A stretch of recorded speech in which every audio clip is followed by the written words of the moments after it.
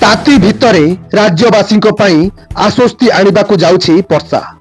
आसंता 19 तारिख रु 21 तारिख जाए राज्य में वर्षा हेबो बोली पूर्वानुमान करा जायछि।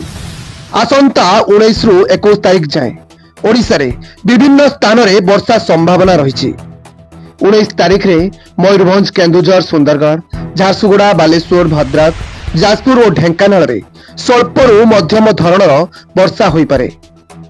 20 तारिख रे मयूरभंज, केन्दुझर, बालेश्वर, भद्रक, केन्द्रापड़ा, जगतसिंहपुर, खोर्धा, कटक, ढेंकानाल, जाजपुर, पुरी, नयागढ़, गंजाम, गजपति, रायगड़ा और सुंदरगढ़ रे स्वल्परू मध्यम धरणर वर्षा होई पारे। 21 तारिख रे मयूरभंज, केन्दुझर, बालेश्वर, भद्रक, केन्द्रापड़ा, जगतसिंहपुर, जाजपुर, गंजाम, गजपति, कटक और खोर्धा रे वर्षा होई पारे। शनिवार बौद्धरे दिन तापमात्रा सर्वाधिक 36.5 डिग्री सेल्सियस रेकर्ड होईछि। मालकानगिरी रे 35.6, खोर्धा रे 35.5, पारालाखेमुडी रे 35.2 डिग्री रेकर्ड होईछि। फुलबाणी रे राति तापमात्रा सबुठारु कम 9 डिग्री रेकर्ड होइथिला।